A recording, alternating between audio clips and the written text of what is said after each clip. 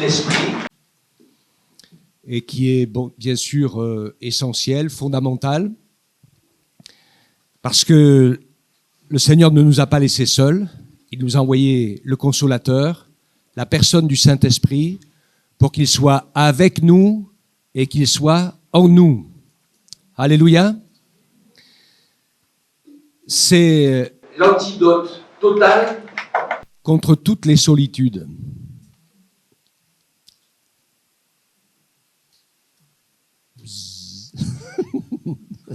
Mais c'est une réalité. Ça a changé ma vie. Pour ceux qui me connaissent, je suis un peu un grand solitaire. Et ça ne m'a pas arrangé, en fait, de réaliser que Jésus est là, présent, avec moi, avec toi, tous les jours, la nuit.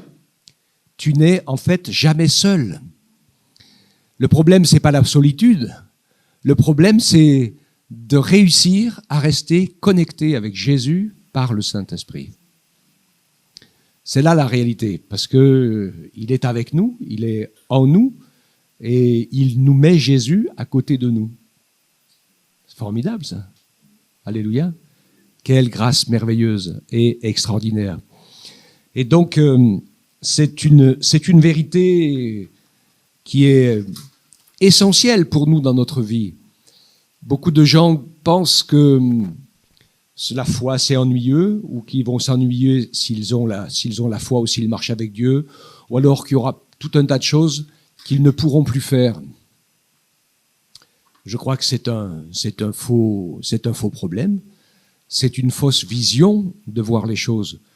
Avec Jésus à tes côtés et en toi, par le Saint-Esprit, tu vas avoir un conseiller pour t'empêcher de te planter, de faire des bêtises, de passer à côté du bon chemin et de prendre le mauvais, par exemple. Si on veut se mettre à notre écoute, c'est extraordinaire. On va parler du corps dans 1 Corinthiens 12 et un petit peu en introduisant les dons de l'esprit, parce que c'est la vie surnaturelle. Je vais pas spécialement lire les dons de l'esprit du début de 1 Corinthiens 12, vous pourrez le faire.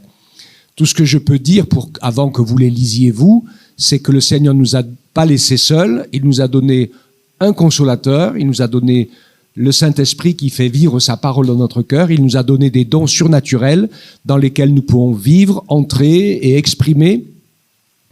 Et donc il y a une clé pour nous ce matin qui est formidable et qui est essentielle, c'est que souvent, on s'en rend pas compte, mais c'est comme ça, c'est dans notre nature.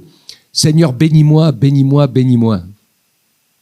On est beaucoup, on n'ose pas prier comme ça, mais en fait, le résultat des paroles et des pensées, c'est souvent cela. Et ça fonctionne un peu, mais pas trop. Ce que je me suis rendu compte avec Dieu, c'est que c'est le contraire qui marche. C'est donne, sers, aime, bénis, ouvre-toi, avance, fais quelque chose. Si tu t'ouvres à l'autre, si tu t'ouvres à Dieu, si tu laisses la place au Seigneur, tu ne seras jamais avide, tu ne seras jamais sans espérance, tu ne seras jamais pauvre, ou misérable ou désespéré. C'est ce que nous disait, même dans la prière matérielle, tu faisais un petit peu référence au livre d'Agée d'Élisabeth. Elle vous en a parlé un petit peu, sur le don et sur l'offrande. Si tu es généreux, tu vas jamais manquer de rien. Mais si tu commences à tayloriser, alors la disette risque de te surprendre. Ou il y en a parfois, il arrive, dans ce monde, vous savez, les richesses sont incertaines. Des fois on a, et puis des fois, tout disparaît. Ça me rappelle le témoignage d'un homme que j'avais entendu par mon pasteur formateur. Je ne sais pas s'il y en a qui sont un peu des anciens, là, qui avaient entendu parler de Serge Gaillard. Ouais. C'était mon pasteur formateur. C'est lui qui avait ouvert Dax. Et donc, c'était à un moment donné particulier, quand il est venu à la foi et qu'il était jeune converti, c'était pendant la guerre. Et il avait son facteur qui avait s'était bien organisé pour bien tayloriser, et puis il avait réussi à s'acheter une maison. Et puis, quand on lui avait offert la Bible, il disait « Oh, ça ne m'intéresse pas ». Puis vous savez ce qui est arrivé pendant la guerre, à la fin, juste à la fin, il pensait qu'il allait échapper à tout. une bombe est tombée sur sa maison. Donc il n'avait plus de maison. Tout a cramé, tout était par terre, tout était renversé. Vous savez la seule chose qui est ressortie des décombres? La Bible. Elle n'a pas brûlé. Elle a échappé au choc. Et c'était extraordinaire ça. La terre et le ciel, tout passera, mais mes paroles ne passeront pas. Et donc nous écoutons la parole et nous fonctionnons comme notre Dieu, en 3 parties distinctes, avec le Seigneur à nos côtés par son esprit et par ses dons et par sa parole. Et nous, sa parole, nous, son esprit. Et quand on est sa parole, nous, son esprit, l'Esprit de Dieu va nous emmener vers l'autre, vers notre prochain, vers le partage de cette parole, vers la prière les uns pour les autres, vers le soutien les uns pour les autres, vers toutes les choses qui sont essentielles pour la connaissance du Seigneur et pour que sa vie surnaturelle vienne avec abondance en nous et nous renouvelle par son esprit. Alléluia. Nous avons des sujets de prière, mais on ne va pas les prendre ce matin. Je voudrais être un petit peu formaliste, vous rappeler que nos sujets de prière, souvent on les partage avec le carré de combattants à la prière du mardi, parce que c'est un moment où on se retrouve pour intercéder, pour prier, pour supplier, pour rendre grâce à Dieu, pour déposer les fardeaux, les combats, les malades, etc. Et j'aime bien quand le temps du culte, on peut le réserver à la louange, à l'adoration, à la reconnaissance, au remerciement, d'être tourné vers la gloire de Dieu. Et c'est le jour du relâche, on peut laisser nos sujets un peu de côté. Et vous savez que si on est visité par le Saint-Esprit, et nous le sommes, eh bien, ça va répondre déjà à un certain nombre de nos sujets de prière. Alléluia. Amen. 1 Corinthiens 12, 11 à 27 au total, mais on va faire la lecture en petits morceaux. Un seul et même esprit opère toutes ces choses, les distribuant chacun en particulier comme il veut. Et en effet, comme le corps est un tout en ayant plusieurs membres, et comme tous les membres du corps, malgré leur nombre, ne forment qu'un seul corps, ainsi en est-il du Christ. Car c'est dans un seul esprit que nous tous, pour former un seul corps, nous avons été baptisés, soit juifs, soit grecs, soit esclaves, soit libres, et nous avons tous été abreuvés d'un seul esprit. Amen. Nous recherchons l'unité, nous avons besoin de l'action du Saint-Esprit. C'est une nécessité. Nous avons besoin de comprendre comment le Seigneur veut nous aider à vivre avec lui. Son esprit va le faire et l'image du corps tel qu'on va le partager un peu en quelques instants ensemble va avoir tout son sens. Puisque l'Écriture nous rappelle, vous le savez tous, que nous sommes le corps de Christ dont il est la tête. C'est lui le chef. Et quand on dit chef, c'est pas le tyran ni le dictateur. Parce qu'il y en a qui pensent ça comme ça quand ils disent que l'homme est le chef de la femme. C'est celui qui prend la décision finale. C'est celui qui amplifie tout ce qui est bien. C'est celui qui veut notre bien à nous. Il est notre chef et pas notre tyran. On le sait bien d'ailleurs. Il nous a jamais... Est-ce qu'il vous a obligé à faire quelque chose, le Seigneur? À part qu'il nous aime, comme nous l'a chanté Lydie et Sébastien tout à l'heure, qu'il nous aime d'un amour indéfectible. Il nous aime jusqu'au bout. Et ça, c'est formidable. Jésus nous aime. Il est donc venu pour nous sauver de la perdition. Et donc, le but, l'objectif, c'est que nous, c'est pas juste qu'on n'aille pas en enfer.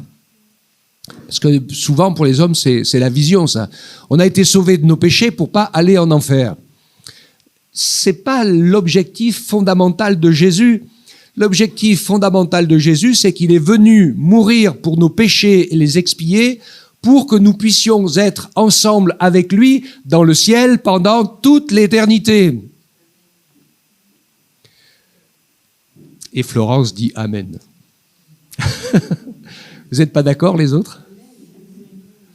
C'est important parce que ce que je suis en train de vous dire ici, c'est que Le Seigneur veut que nous soyons attachés à lui, et puis par l'amour fraternel aussi les uns aux autres, par des liens indéfectibles. Que ce soit ça qui soit important. C'est pas juste d'être béni, c'est pas juste que tout se passe bien, c'est pas juste qu'il n'y ait pas la punition à la fin.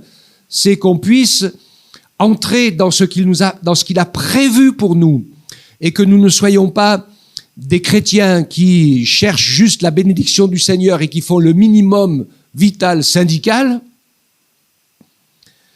mais que nous apprenions à cultiver notre amour et notre relation avec Jésus par le Saint-Esprit. Amen. Parce que c'est l'objectif, si nous le voulons, de devenir son épouse. Entre deux personnes qui se connaissent, c'est une chose, et un époux et une épouse, c'est autre chose. D'accord ? Entre croire en Jésus, savoir qu'il existe et qu'il est mort sur la croix, c'est une chose. Et puis se préparer aux noces de l'agneau pour passer l'éternité dans une relation d'amour merveilleuse et parfaite avec Jésus, c'est une autre dimension. Vous savez, c'est la différence entre les vierges folles et les vierges sages. Les folles, elles n'avaient pas compris. Elles n'avaient pas pensé à ça. Elles avaient juste pensé que voilà, elles pourraient finir leur mariage au ciel, un mariage d'arrangement comme ça se faisait à une époque, et on choisissait un bon parti. C'était pas un mariage d'amour. Je parle pas de solidité ou de pas solidité, parce qu'on est des gens pécheurs, et donc c'est pas mon problème. Je vais me perdre si je rentre dans ce domaine-là. Mais une chose est certaine quand même, c'est vrai que c'est l'amour qui nous lie à Jésus. Et la raison ne va pas suffire. S'il n'y a que la raison, vous savez pourquoi sont faites les épreuves de la foi ? Le feu est plein de éprouver et purifier notre amour pour Jésus, pour qu'il soit construit dans le bon sens, qu'il soit construit de la même manière. Un seul corps. Jésus nous a donné un esprit et le Saint-Esprit travaille pour former un corps. La future épouse de Jésus-Christ. C'est le plan de Dieu, c'est l'objectif de Dieu, c'est la priorité de Dieu, c'est la volonté de Dieu, c'est ce à quoi le Seigneur s'occupe.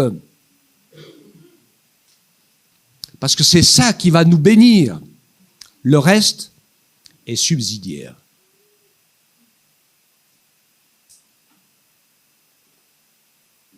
Vous savez, les chrétiens qui vivent dans la persécution, ils le savent depuis longtemps. Parce que eux, en devenant chrétiens, ils ont épousé l'amour et la vérité, et ils ont perdu gros. Certains ont perdu la vie, carrément. Certains ont tout perdu. Certains ont perdu leurs épouses, leurs époux, leurs enfants, etc. Ils savent qu'en devenant chrétiens, certains, en découvrant l'amour et en découvrant la vérité, ils ont, pour certains, la possibilité de les payer cher. Évidemment, leur motivation à rencontrer Jésus va être différente de celui qui veut juste savoir ce que Dieu est capable de faire pour lui ou pour elle. Amen. N'oublions jamais que c'est ça qui est dans le plan de Jésus. Nous avoir avec lui toujours. Même si pour y arriver, il faut parfois que nous traversions certaines épreuves, à certains moments, certaines difficultés. Ça va épurer notre amour, ça va nous permettre d'approfondir notre relation. Comme le disait Marie-Hélène dans ce si beau chant une fois, l'épreuve et le feu ne brûlent que les liens, mais pas l'amour de Dieu. Amen. Alors il nous aime. Il est venu, c'est sa mission, et il a souffert pour cette mission, pour nous sauver. Il est venu pour expier nos péchés, pour nous réconcilier avec Dieu. Il n'y a que lui qui pouvait faire ça. Et c'était le but et l'objectif de sa mission. Bien sûr qu'il a beaucoup béni, il a beaucoup guéri, il a fait beaucoup de choses pour montrer qu'il est Dieu et pour démontrer qu'il a le pouvoir aussi de pardonner les péchés, de réconcilier avec Dieu. C'était son objectif à Jésus. Est-ce que vous le comprenez? Est-ce qu'on en est conscient dans tous ces messages? Il commençait pas ses prédications quand il allait de village en village, ses prédications et ses enseignements en disant « J'ai tout pouvoir pour vous guérir. Venez à moi, je vais faire beaucoup de miracles et vous serez tous guéris. » Qu'est-ce qu'il disait Jésus quand il entrait dans un village, dans un endroit et qu'il commençait à parler?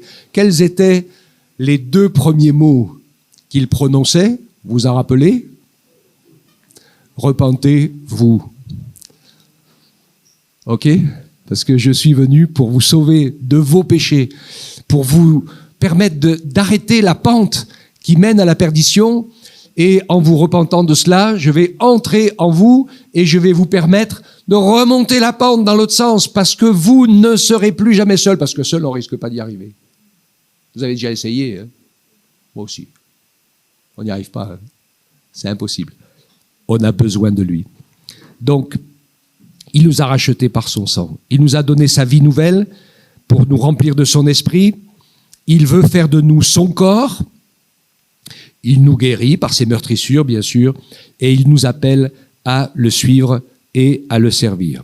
Alors, 1 Corinthiens 12, 14. Ainsi, le corps que nous représentons, le corps de Jésus, tous ensemble, n'est pas formé d'un seul membre, mais de plusieurs. Si le pied disait « parce que je ne suis pas une main, je ne suis pas du corps », il n'en serait pas moins du corps pour autant. Si l'oreille disait « parce que je ne suis pas un œil, je ne suis pas du corps », il n'en est pas moins du corps pour autant. Si le corps était œil, où serait l'ouïe ? S'il était tout ouïe, où serait l'odorat ? En fait, Dieu a placé chacun des membres dans le corps comme il l'a voulu. Et si tous étaient un seul membre, où serait le corps ? Maintenant donc, il y a plusieurs membres et un seul corps. Amen. C'est un enseignement super important et profond qu'il y a dans ces quelques paroles. Il nous compare à notre corps. Un corps physique. La première chose qu'il y a dans notre corps physique, c'est impressionnant. Chacun d'entre vous, vous êtes belle, vous êtes beau, parce que nous sommes tous composés à peu près de la même chose. David disait « Je te loue de ce que je suis une créature si merveilleuse ». C'est pas qu'il passait tous les matins à se miroiter dans la glace pour voir qu'il était beau, pour se refaire les yeux ou les moustaches. Hein. Mais c'est une création extraordinaire, notre corps. Vous vous rendez compte ? Comment la vie est organisée, comment c'est complexe dans notre corps, tout ce qui se passe, avec les acides aminés, les vitamines, la chaîne de l'ADN, enfin, vous voyez, tout c'est une création extraordinaire, et c'est de cela que David parlait. Et tout est différent, pour des fonctions différentes, pour une utilité commune, pour une harmonie commune. Et c'est vrai que comme nous l'avons lu ensemble, nos yeux ne sont pas nos oreilles, ni notre nez, ni notre bouche, ni nos bras, ni nos pieds, ni nos mains. Il n'y a pas de... Chaque membre est complètement différent, et finalement, pour nous, nous allons voir qu'il y a des choses à vivre, à rechercher. Chacun des membres et des organes internes est nécessaire à l'autre, et vice-versa. C'est bien sûr le sang qui emmène la vie, et qui ramène les déchets, etc. Donc il y a tout un fonctionnement. Mais chaque organe, chaque membre a sa place et son rôle.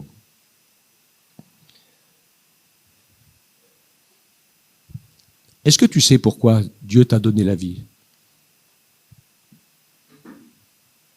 C'est difficile d'être pointu. Moi, je le sais. C'est pour apporter la parole. Mais ça, c'est pas la priorité, ça. La priorité, c'est pour aimer. Apprendre à aimer. Oh, ça, c'est dur. Hein. Mais c'est une réalité. Donc, chaque organe et chaque membre est nécessaire. Chacun est différent de l'autre. On ne fait pas la même chose. Mais chacun des membres est complémentaire. Et surtout, notre corps partage la même vie. C'est pas l'anarchie en nous. Quand c'est l'anarchie, c'est la maladie et c'est la mort. Quand le corps travaille plus en harmonie et que les organes ne travaillent plus les uns avec les autres, alors c'est la maladie qui emporte, évidemment. Donc nous sommes tous dépendants les uns les autres. C'est ce que dit la suite du verset 21. L'œil ne peut pas dire à la main, je n'ai pas besoin de toi, ni la tête dire aux pieds, je n'ai pas besoin de vous. Mais bien plutôt, les membres du corps qui paraissent être les plus faibles sont nécessaires, et ceux que l'on estime être les moins honorables, nous les entourons d'un plus grand honneur. Ainsi, nos membres les moins décents sont les traités avec le plus de décence, tandis que ceux qui sont décents n'en ont pas besoin. Dieu a disposé le corps de manière à donner plus d'honneur à ceux qui en manquaient, afin qu'il n'y ait pas de division dans le corps, mais que les membres aient également soin les uns des autres. Et si un membre souffre, tous les membres souffrent avec lui. Si un membre est honoré, tous les membres se réjouissent avec lui. Vous êtes le corps de Christ, vous êtes ses membres, chacun pour sa part. Amen. Vous avez déjà eu une rage de dents? Hein? Une rage dehors aussi. Une rage de dents. C'est terrible ça. Parce qu'on ne pense plus qu'à une seule chose. Il n'y a qu'une seule chose qui est là, c'est le mal de dents. On pense dans nos prières à Patrick, Seigneur bénis-le. Il y a des mots comme ça qui... Et quand un membre souffre, la douleur se répand dans tout le corps tout entier. Quand un membre se réjouit, quand on mange quelque chose d'agréable, quand on passe un bon moment avec son époux ou avec son épouse, tout le corps se réjouit. C'est fait pour ça. Dieu nous a créés de cette manière. Et donc c'est une réalité de la vie dans laquelle le Seigneur veut nous bénir. Les deux existent. Mais vous savez que l'un ou l'autre, je ne le dis pas comme ça, mais impose la joie à tout le corps, ou la tristesse, ou la souffrance, ou le combat, par un organe malade ou une difficulté, quelque chose, l'impose aussi à tout le corps.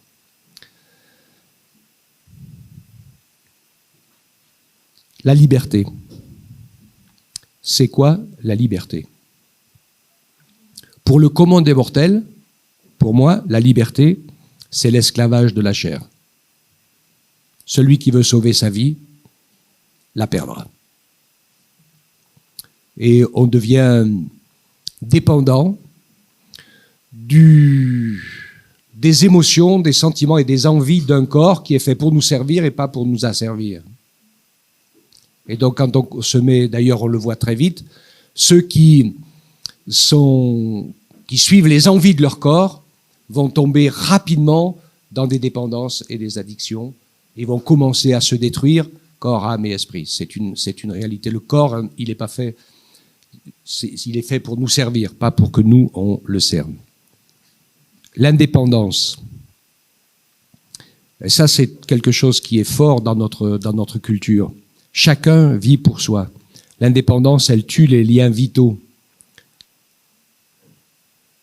Un membre indépendant dans le corps, il devient quoi?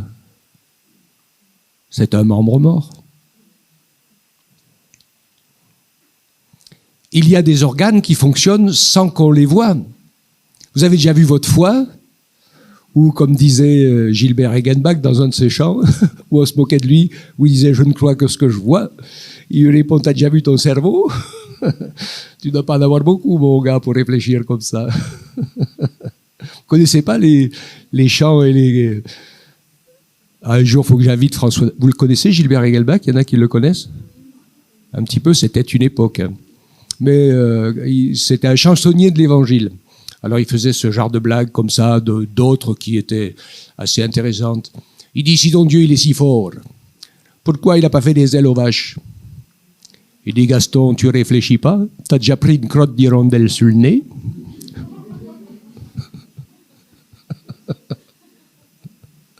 Enfin, il y en a quelques-unes comme ça qui sont assez plus ou moins délicates. Mais ça veut bien dire ce que ça veut dire. Hein? Et donc, l'indépendance, c'est les liens vitaux qui sont défaits.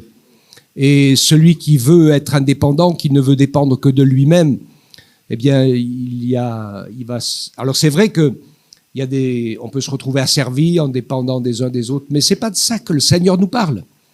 Lui nous a donné la vie, il nous a donné les dons du Saint-Esprit, même surnaturels, pour que nous puissions bénir les autres, apporter aux autres, servir les autres. Et quand on fonctionne comme ça, eh bien on va se rendre compte que par les autres et par sa parole et par son esprit, Dieu va nous donner tout ce dont nous avons besoin. Celui qui sert, celui qui aime, celui qui met Dieu en premier ne manque jamais de rien. Il se trouve jamais dépourvu. Il ne se retrouve pas tout seul et abandonné parce que Dieu est avec lui, même si parfois, dans l'épreuve, il nous arrive de passer au travers de la solitude.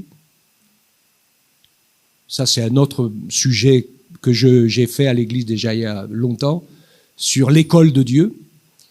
Il y a l'école des miracles, il y a l'école de la mort, il y a l'école de la réussite, il y a l'école de la maladie, l'école du feu, l'école de la souffrance, l'école du témoignage. On va passer par toutes les écoles. Et puis la solitude aussi, les moments de désert.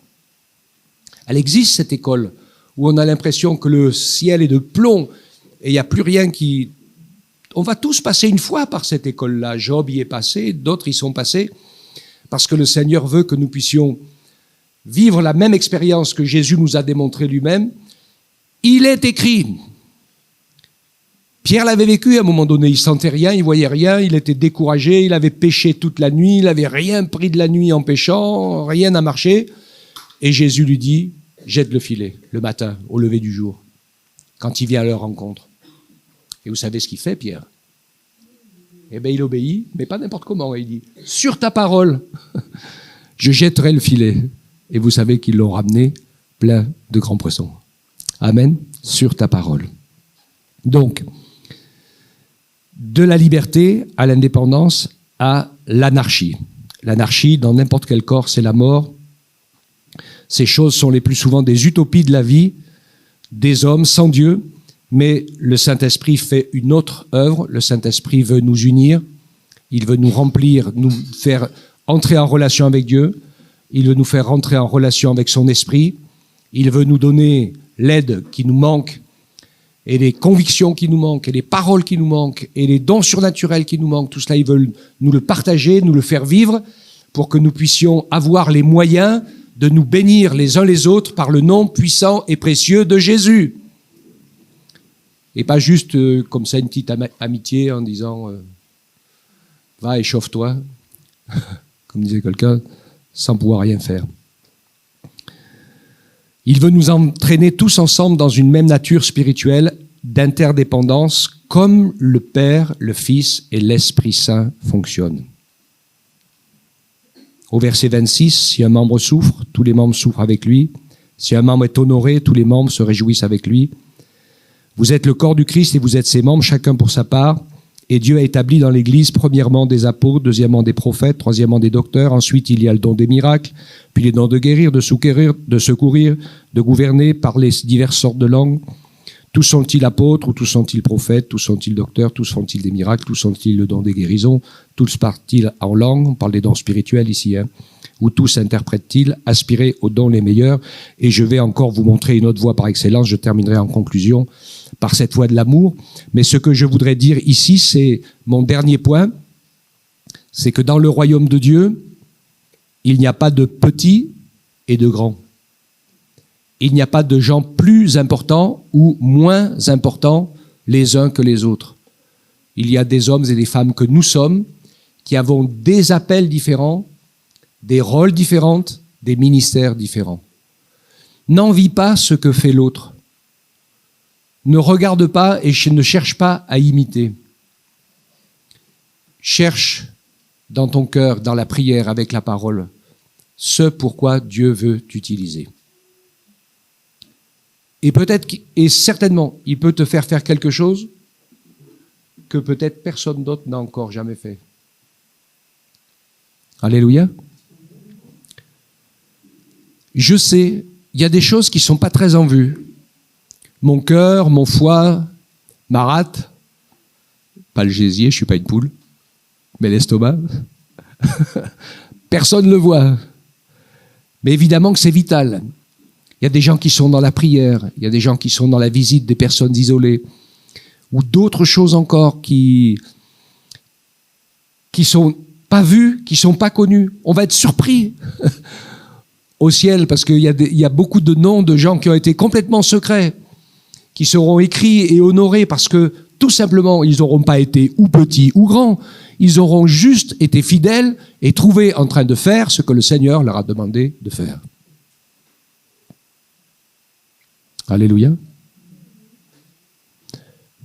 Je me rappelle d'Annette quand elle était là. Il y en a qui l'ont connue. Qui c'est qui a connu Annette? Levez un petit peu la main. Elle faisait le ménage. On aurait dit qu'elle nettoyait le ciel. Elle avait toujours le sourire. Elle avait toujours un mot pour bénir quelqu'un, pour encourager. Et avec son balai, sa serpillière et son torchon, eh bien, elle faisait un service incroyable qu'elle fait moins maintenant, ce service du ménage, parce qu'elle est âgée maintenant. Hein. Mais elle vous salue toujours. De temps en temps, on a un peu des nouvelles. Mais elle est toujours aussi joyeuse. D'accord ? Et donc, nous, notre vie, notre raison de vivre, c'est de rayonner de l'amour de Jésus. La joie du salut.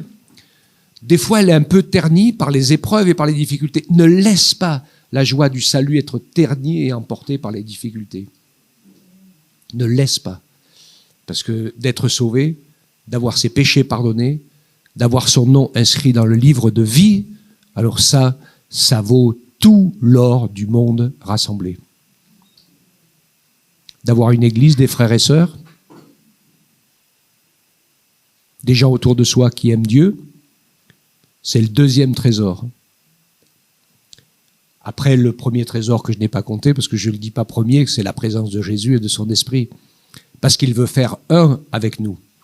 Et nous avons besoin de cette unité avec lui et de pouvoir avancer ensemble. Donc, Dieu veut nous trouver dans son amour. Est-ce que tout le monde a déjà lu le chapitre 13 de 1 Corinthiens? Il y a de quoi... Il y a quelqu'un qui ne l'a pas lu? Qui c'est qui ne l'a pas lu? Francis, il se fait avoir parce qu'il lève la main pour régler sa caméra. J'ai cru qu'il l'a levé parce que... Tout le monde l'a lu, toi tu ne l'as pas lu. Donc, ok. Alors je vous encourage. 1 Corinthiens 13, lisez-le. Il nous montre le cœur de l'amour de Dieu, qui est détaché de tout ce qui est à faire ou à ne pas faire, dans le bon ou dans le mauvais sens. On peut faire des belles œuvres pour se faire voir. On peut même sacrifier sa vie pour avoir son nom écrit quelque part dans le livre de l'histoire des hommes ou de l'humanité ou des familles. Ça n'a aucune valeur. La seule chose qui a de la valeur, c'est d'être rempli de l'amour de Dieu, de cet amour agapé, de cette nature, d'un amour désintéressé. Et Dieu veut vraiment nous y encourager à le vivre ensemble. Donc il nous a donné et montré l'exemple de ce corps. Donc je résume rapidement. Il a fait de nous son corps. Nous sommes des membres avec des fonctions et des appels et des services différents. Donc cherchons avec Dieu. Tant qu'on ne sait pas, que ce n'est pas précis, nous savons que nous avons tous une tâche commune. Aimer, prier, témoigner. Et puis après, ça va se préciser, ça va se diversifier. Il y a besoin de tout dans l'œuvre de Dieu. Donc, je reviens à ces fonctions et ces appels différents.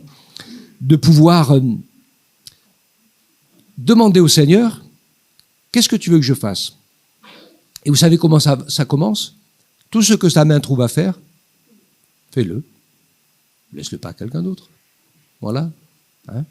Donc, fonctions et services différents. Mais pourtant, nous sommes tous dépendants les uns des autres. Et c'est une réalité. Pourquoi croyez-vous que le Seigneur a demandé l'imposition des mains pour la guérison, l'onction d'huile, l'adoration, le partage de la scène ensemble? Parce qu'il veut que nous vivions ensemble, que nous adorions ensemble, que nous prions ensemble, que nous souffrions ensemble, que nous nous réjouissions ensemble, que nous travaillions sur le lien, que le Saint-Esprit nous unisse, non pas avec des liens d'amour humains, mais avec les liens d'amour du Saint-Esprit pour que nous puissions construire quelque chose. Le Seigneur nous emmène par son esprit vers une nature spirituelle, interdépendante, avec des fonctions différentes. Ne cherchons pas ce qui est en vue ou pas en vue, cherchons ce que le Seigneur nous a préparé. Et souvent, ça se trouve déjà dans notre vie depuis toujours. Vous vous rappelez quand je vous ai parlé du témoignage de l'évangéliste coiffeur? Vous vous rappelez de ça, hein? Cet homme qui savait, qui sentait qu'il serait évangéliste. Alors, il est parti comme missionnaire, il s'est formé, il est parti comme missionnaire. Et toute sa vie, tout ce qu'il a essayé de faire pendant une dizaine d'années, c'était tout, il n'y a rien qui réussissait. Et quand il est revenu dans son église mère, dans la défaite, dans la misère et dans la détresse, en disant « je me suis trompé, qu'est-ce qui s'est passé ?» Le pasteur en place, qui est un Michel comme moi, savait pas quoi faire, quoi dire. Puis il a eu une petite idée, il a dit « qu'est-ce que tu voulais faire comme boulot en dehors de tout ça ?» Il dit « oublie tout ça, les choses de Dieu, tout ça, oublie, qu'est-ce que tu aurais fait comme travail ?» Ah, moi, quand j'étais toute jeune, tout ado, je voulais faire coiffeur. Eh bien, il dit moi, je te donne un conseil, fais coiffeur. Donc, il est devenu coiffeur. Il est devenu coiffeur et il a commencé à coiffer, il a commencé comme ouvrier, il a continué, après il a monté une affaire avec un copain qui lui a tout mangé. Donc, et puis finalement, d'une opportunité à l'autre, le Seigneur lui a permis d'acheter un studio de coiffure, duquel il était tout seul et patron, qui est devenu un bureau supérieur d'évangélisation. Il a emmené je ne sais pas combien de personnes au Seigneur et à l'Église au travers de son salon de coiffure. Donc il était coiffeur, évangéliste, ou évangéliste coiffeur, comme vous voulez. Ça marche aussi avec la cuisine, ça marche avec le ménage, ça marche avec plein de choses, et des choses dans l'Église. Donc des fois, Paul le disait dans une de ses lettres, ne cherchez pas à être attiré par ce qui est élevé. Ne cherchez pas les postes en vue. Je vous le dis, parce que vous devrez rendre compte. Et puis on a déjà la récompense sur la terre. Enfin, des fois on prend des baffes et des coups de pied aussi. Mais on a aussi des récompenses. Donc toutes les récompenses qu'on a déjà eues sur la terre, c'est bon, on ne les aura pas là-haut. Hein? Donc, dans le secret, c'est bien sûr important. Donc le Saint-Esprit, ne l'oublions pas. Le Saint-Esprit est là, il bâtit l'Église, il veut travailler à l'unité, il nous a donné à tous des dons surnaturels, des talents. Il nous a permis, on a vu, présider, secourir, bien sûr, guérir, gouverner. Enfin voilà, il y a plein de choses qui sont importantes là, dans ce sens. Et puis il nous dit aspirer aux dons les meilleurs. Et c'est quoi les dons les meilleurs? C'est les dons que le Seigneur a donnés à toi. Alors je ne parle pas spécialement des dons du Saint-Esprit, parce que je vais quand même, avant de terminer, vous dire ce que je pense et ce que je crois. C'est que les dons du Saint-Esprit appartiennent au Saint-Esprit et pas à quelqu'un. Et comme c'est écrit dans la parole, il les distribue à chacun en particulier comme il veut, au moment où il veut et selon les besoins du moment. Et ce qui est important pour nous, c'est d'être sensible au Saint-Esprit, d'être rempli du Saint-Esprit, parce que si le Seigneur a besoin de nous pour prier pour quelqu'un, pour dire une parole de foi à quelqu'un qui est incroyant, il va nous utiliser. Il ne va pas attendre que l'évangéliste prenne l'avion, qui traverse l'autre côté du pays, l'Atlantique, pour venir évangéliser celui que le Seigneur a mis sur ta route. Et puis si tu te retrouves avec quelqu'un qui est en grande difficulté, tu vas prier pour lui. Tu en as je vais pas dire l'autorisation ou l'autorité, tu en as le devoir de témoin de Jésus avec amour, d'apporter la bénédiction pratique tout simplement, parce que c'est pas toi qui bénis, c'est Jésus. C'est pas toi qui pardonne, c'est Jésus. C'est pas toi qui sauve, c'est Jésus. C'est pas toi qui es puissant, c'est pas moi qui est puissant, c'est le Saint-Esprit qui sauve, qui bénit, qui délivre, qui guérit et qui est puissant. Il a juste besoin d'un représentant. Et que Dieu nous encourage dans la foi pour que nous puissions aussi prier un peu plus souvent, pour que Dieu nous utilise dans les dons de l'Esprit, aspirer, prier pour ça, pour que le Seigneur nous fasse son œuvre avec nous. C'est important de prier plus souvent que de prier « Seigneur, bénis-moi, bénis mes fins de mois, et moi, et moi, et moi, et toujours moi ». Dans le sujet de prière, souvent, ça tourne comme ça, moi. D'accord? On est un peu conscient de ça.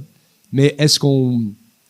La majorité de notre temps dans la prière devrait être faite dans l'adoration, dans une relation d'adoration. La deuxième partie, dans la recherche de la volonté de Dieu, c'est ça qui est écrit dans le Notre Père. Hein? C'est rien d'autre que ça qui est écrit dans le Notre Père. Notre Père qui est aux cieux, que ton nom soit sanctifié. La première partie de la vie chrétienne, c'est de pouvoir sanctifier, honorer, adorer et glorifier le nom de notre Dieu, de notre Seigneur.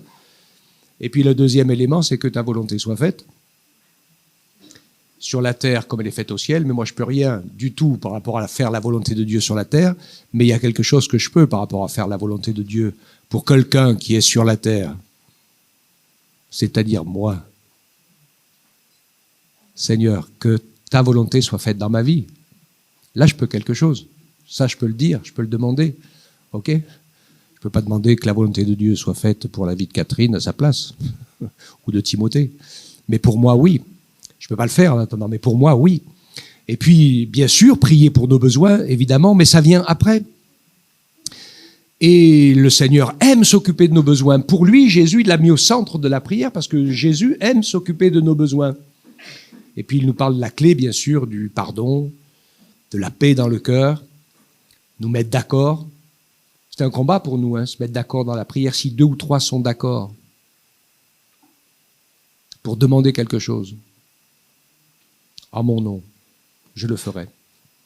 Et donc, travailler sur cet accord dans la foi. Des fois, on peut être pas tout à fait d'accord sur certains points, je le pense, et heureusement. On n'est pas des tyrans, des dictateurs, on n'a pas la connaissance universelle, mais il faut qu'on soit d'accord sur l'essentiel et qu'on avance et qu'on tire la charrette ensemble. Faire avancer l'Église, tous ensemble, dans la même direction, et pas chacun de son côté. Alléluia. Et puis je termine ma conclusion avec pas de plus petit, pas de plus grand, tous des fonctions différentes, le tout uni dans l'amour du Seigneur. Alors c'est assez beau ce que je vous dis. Mais oui, c'est beau, mais oui, c'est possible. Parce que Dieu nous a donné le Saint-Esprit. Donc c'est possible. Et donc il faut le poursuivre, il faut le rechercher, que ce soit une clé pour nous, que ce soit important pour nous, que ce soit dans nos pensées. Cet après-midi, on va se retrouver pour cette fête de Noël. Il y en a qui travaillent, qui ont bien travaillé, il y en a qui ont préparé. Vous avez préparé des gâteaux, moi? Non? Pas encore? Normalement, il devrait y avoir une tempête, ou alors ça devrait neiger, au moins 20 cm de neige, dans les jours prochains. Vous savez pas pourquoi? Parce que c'est moi qui ai fait le gâteau hier.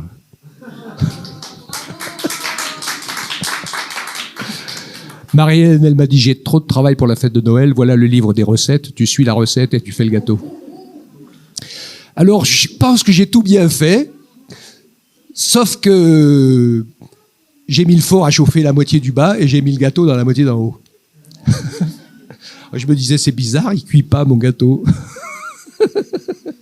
Comme on a un four qui se partage en deux, on peut faire le tout, ou alors une moitié. Je chauffe en bas, je mets le gâteau en haut. Bon, j'ai fini par allumer le four en haut quand même. Donc il est cuit, mais ça l'a un peu calé dans la montée. Il n'est pas beaucoup monté. Alléluia, Seigneur Jésus, c'est pas possible. Il y a un début à tout, Amen. Non, j'ai fait une tarte aux pommes déjà il y a quelques années. Mais en général, j'essaye de les rater. Non, c'est pas vrai, je l'ai bien réussi. Si je le fais, j'essaye de le faire bien. Là, j'ai pas fait exprès, là, mon histoire de gâteau aussi. Non. Hein? Un enseignement sur l'histoire du gâteau. Allez, soyez bénis. J'aurais pas dû le dire parce que maintenant je suis piégé. Alléluia. Mais le temps des miracles n'est pas fini.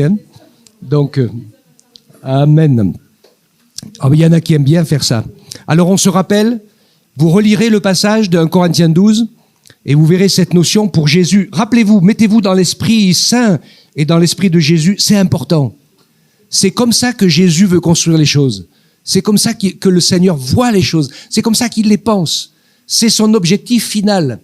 L'objectif final, c'est que nous allons être glorifiés, nous allons devenir son épouse et nous allons vivre le merveilleux amour de Dieu pendant toute l'éternité. Eh bien, ça se prépare un peu quand même, à mon avis.